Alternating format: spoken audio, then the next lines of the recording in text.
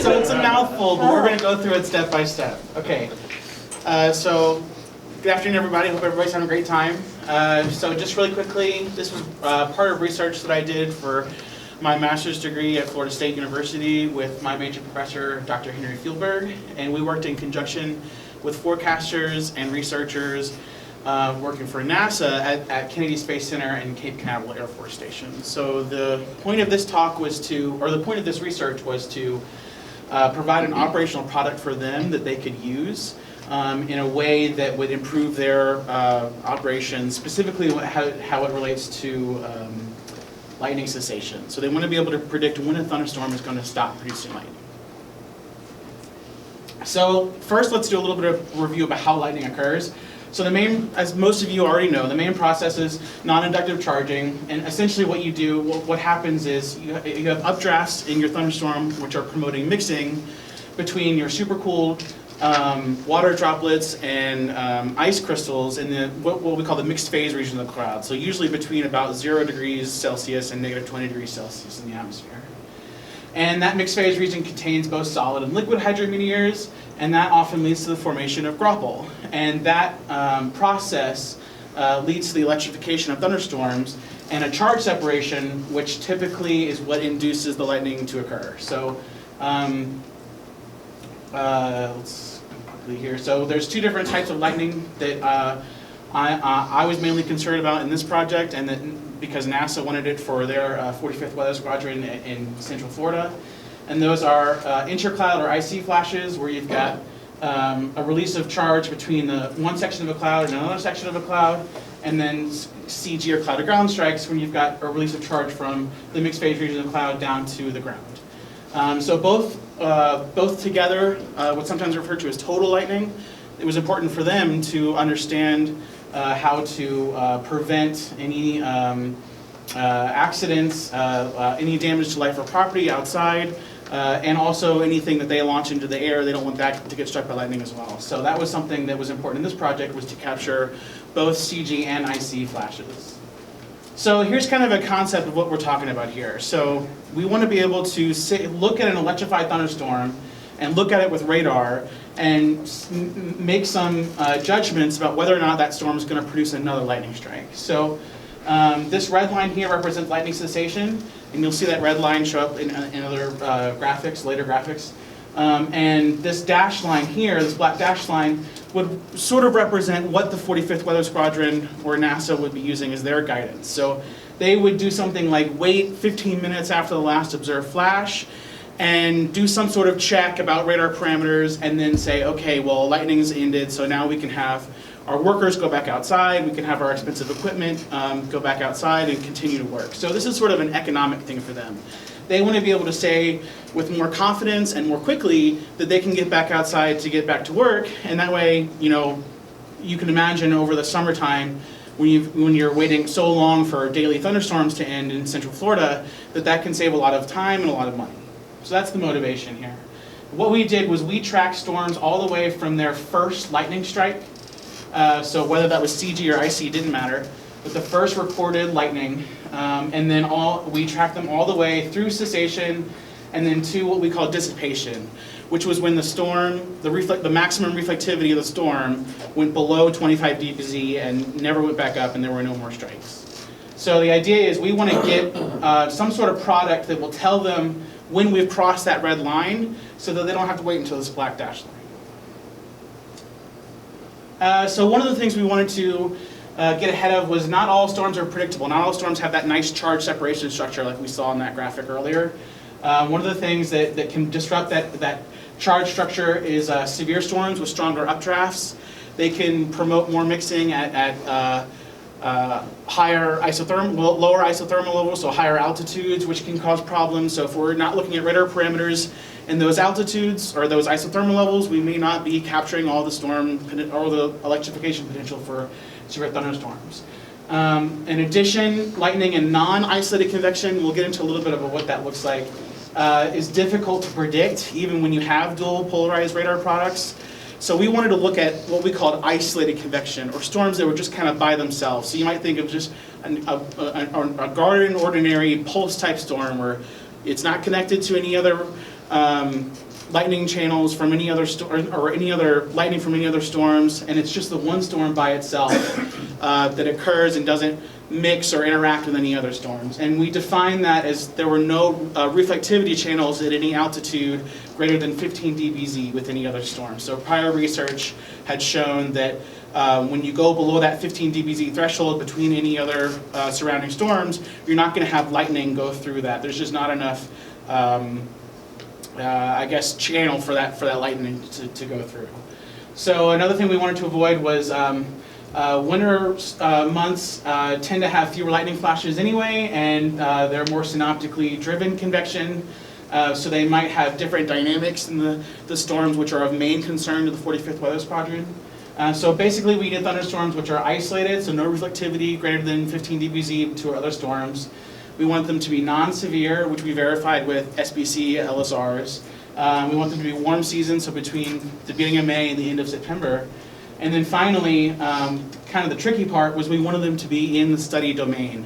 So one thing that's really important for us is that we need to be able to capture both the IC and the CG strikes. And if you're going to capture IC strikes efficiently and accurately, you need a local lightning mapping array, and those are kind of difficult to come by. So Oklahoma NSSL runs a good one, and then also KSC runs a one that's 90% accurate within 100 kilometers of their region on the space coast of Florida, on the Atlantic coast there. So all of our storms are going to be within that 100-kilometer radius of Kennedy Space Center.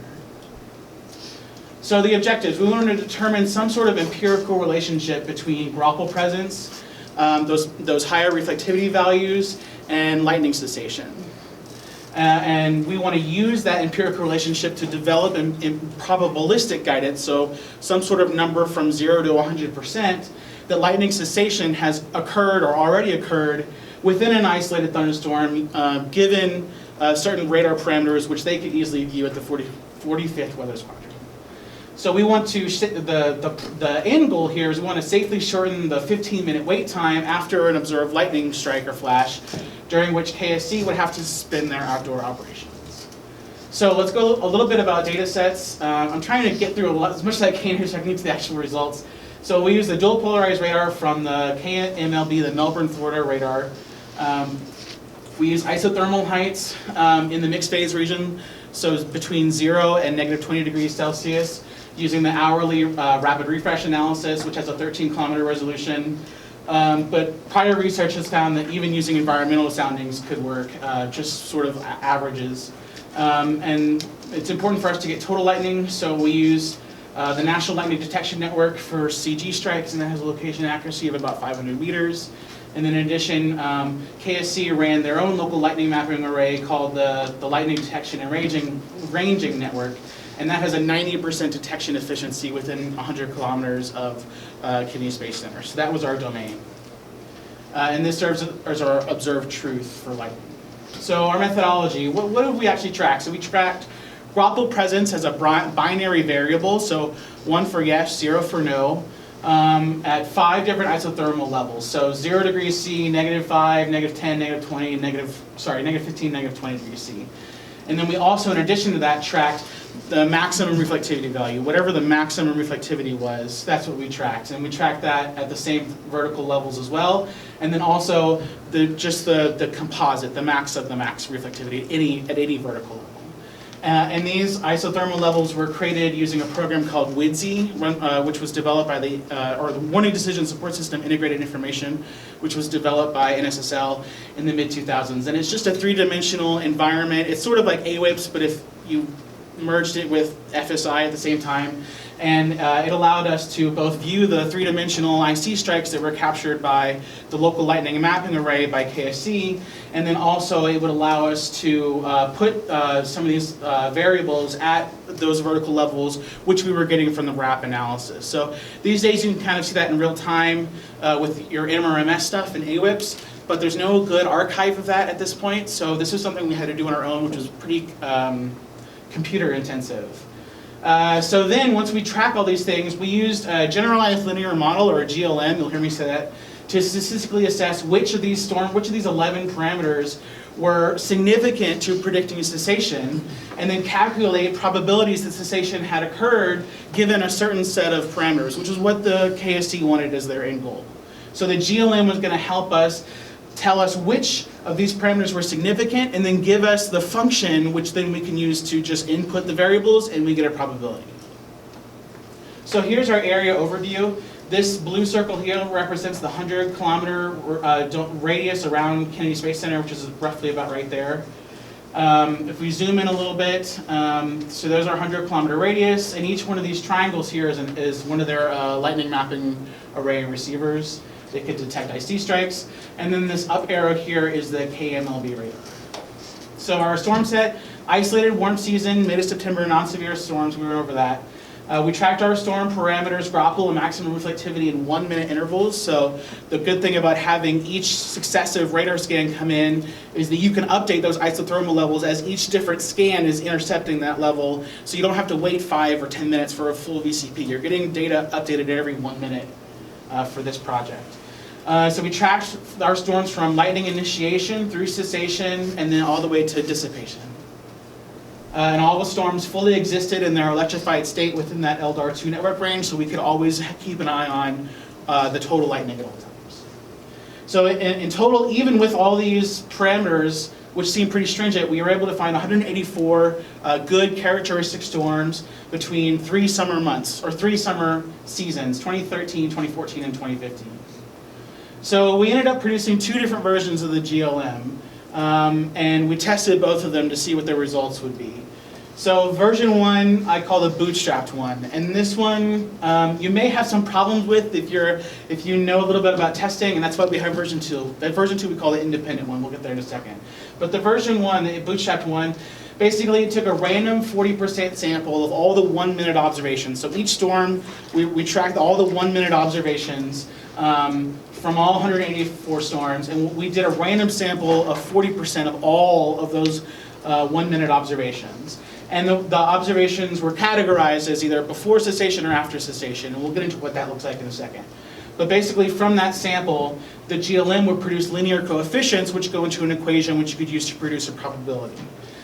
We used backward and forward selection to choose our significant predictors. So what we would do is with backward selection, you start with everything and you take away the least significant one, and you keep going until all of them are significant. And then forward selection is kind of the opposite. So you start with the most significant and then you add them as in the order that they're most significant, testing each time to make sure you're only picking the most significant one. And we used a p-level of 0.01, which was important for us because we wanted to have something that was very robust that they could use in an operational environment. So this GLM, here's where the bootstrap thing comes in. We reproduced it with 1,000 different random samples of that 40% sample with replacement. And then we took the median of those 1,000 different estimates of what the linear coefficients would be, and we used that as the version 1 GLM. And then what we did was we took that GLM and we tested it on a 60% random sample of all the 1-minute observations. And then we tested it as a forecaster would on all the 184 storms to see what they would look like if they were trying to make a lightning warning decision in real time. So this is how the version 1 kind of works. We would take a random sample. All these letters would represent a minute that an observation, a 1-minute observation that we took. They'd be classified as before or after cessation. Those would go into the predictive model, the GLM. That would give us the coefficients that they need, and then the forecaster wants the probability. So with the coefficients, you can use a pretty basic function to get to the probability you need.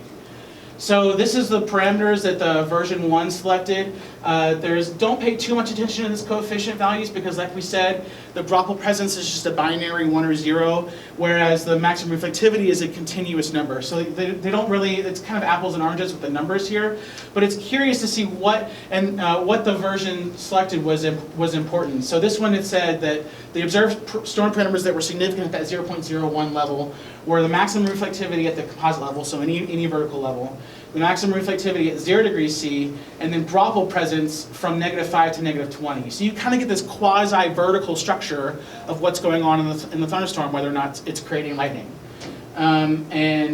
Both this version and the second version, which is kind of interesting, selected the same parameters with both backward and forward selection, which we think gives some sort of credibility to what parameters it said was significant. So judging model performance. So we want the coefficients from both versions of the GLM, we'll get to the second one in a second, allows for probability that cessations could be calculated given a set of observed storm parameters. Test how the GLMs would perform with different probability thresholds as lightning advisory guidance, 95%, 99%, what's the best for them? So these are the three thresholds we tested at, 95, 97.5, and 99%. And here's kind of what the storm results look like. So this is just the storm by storm results. So each column here represents one storm. And we've just plotted this asterisk where the storm would have, where the model would have predicted the cessation had already occurred, given the parameters we were tracking in the storm, with the probability threshold of 95%. Once that probability goes above 95%, as soon as the storm is electrified, then the model says, okay, end the advisory, and this is what it would look like if you tried to end the advisory exactly when the model told you to every time. So you can see that these are all 184 storms, so only 2 of the 184 storms were actually ended before cessation, which would be a dangerous missed event in our case. So, or not missed event, but false alarm in our case. So the model is saying something has happened that hasn't. Typically that would just be, okay, we're over warning, not a big deal. For them, really big deal, because you don't want to send people back outside and have them get struck by lightning. So false alarms in our case are actually the bad thing. These missed events up here, you can see sometimes the model waited 60 minutes, 45 minutes in order to say a storm was safe, but after the actual last observed lightning flash. But you can see for the majority of cases, it actually did pretty good. The median here was 9 minutes, which on average would be beating that 15 minutes, that black dash line that 45th Weather Squadron might use as its guidance. So if we go up to the 97.5%, you can see some of these have moved back a little bit, but generally the structure is the same. The median here is 12 minutes. And then for 99%, the median was 14 minutes. But even if we use the most stringent one, we're still not safe for all storms. There's still something below that red line. So only 1 or 2 storms were predicted to have lightning cessation before an observed flash. It would be dangerous. The median wait time increases, probably the threshold increases, but even the most conservative ones still had a 1 dangerous storm. But the 97.5 might be the best compromise between safety and time savings. So most of you have seen a contingency table, so false alarms are bad here. And just quickly go through some statistics here. 95% had the best POD. 99% had the best false alarm ratio because it only had 1 storm that was below that red line. But then critical success index favors that 95% threshold. And bias, everything was below 1, so they tend to under-forecast, which is okay because we don't want to send people back outside too early. So version 2, the independently tested and trained, what we did was we took a dependent training subset, so all the 1-minute observations from just the 2013 to 2014 storms, and we used that to train the GLM, and same process as earlier. And then we just tested it on the totally independent subset of storms from 2015, so it roughly ended up being about 2/3 and 1/3. And similar thing for developing the probabilities. And this is the predictors that the second version selected. So almost the same thing. So it selected graupel presence, it just added the graupel presence at 0 degrees C. So essentially the same thing. And these are the storm results for all 3 of the probability thresholds look like for version 2. And you can see, interestingly here, there are no false alarms. And almost all the storms in our independent training testing subset are correct hits. So they all fall between these red and black lines here. All the median wait times were reduced, so 7.5, 9, and 10. So even at the most stringent 99% threshold, you're only waiting 10 minutes on average to say it's safe to go back outside. So no false alarms there. The median wait times were all reduced, but the disadvantage was we only had a smaller subset of storms relative to the Bootstrap version 1.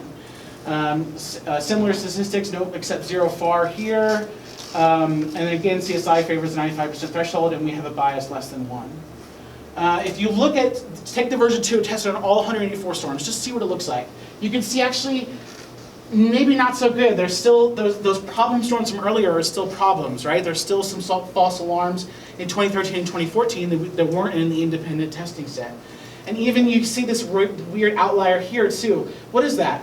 That, if you go back through the data, is actually a storm that electrified so quick the radar didn't have a chance to get an accurate scan of it. So this lightning strike here, the model said, oh, I don't see what would cause the lightning, but it was actually right at initiation. So that's another caveat for a forecaster, is you want to wait and say, okay, well, maybe I'm not getting a full picture of what's going on in the storm here because things are rapidly happening with these pulse-type storms. So performance decreases because you still have some of these false alarms, and your median wait times increase, but they're still better than version 1 on average.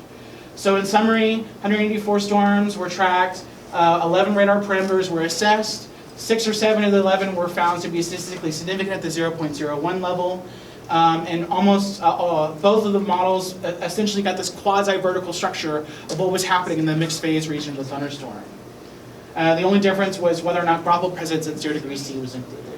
So the storm results reveal that only about 1% of their observed storms had the lightning advisory ended too early, which is the result you want. But as many as 80% safely improved upon the guidance that 45th Weather Squadron was using operationally. So how an operational forecaster decides to use that probability input is up to them. Essentially, like everything else, it's just another tool in the toolbox. So use it as you see fit. And that's pretty much all I got. Any questions? Take some questions. This is a little bit more of a comment than a question, but thank you for working great for the operational forecaster at the desk. Credibility is huge when it comes to 15 minutes. That enlisted weather forecaster has got pilots screaming in his ear, and we have to wait 15 minutes for that to pass before our higher desk would let that warning go away. Sure. So anything to improve the lead time where the Air Force can say, hey, this is great, we don't have to wait 15 minutes for this lightning bolt to pass, that's super cool. Yeah. And about the waiting 15 minutes, one thing that research has shown has some statistical significance in this project is what they call flash interval. So how long you have to wait in an electrified thunderstorm for the next flash to happen. Eventually you start waiting so long that there is no more flash. And so it was trying to determine, okay, well if I wait 10 minutes in any given thunderstorm, is that long enough because there's not going to be another flash? And that kind of got complicated, which is why we wanted to take this more nuanced approach with looking at, specifically, can we look at radar and make an informed decision about whether or not we waited long enough. Any other comments or questions before we go to break? And I cut out like half the slides, so I really, if you have any questions or you're curious about this, please come talk to me. I'd love to talk to you. So. Okay, well our next presentation is going to start at 55 after, so you have just under 15 minutes for this break.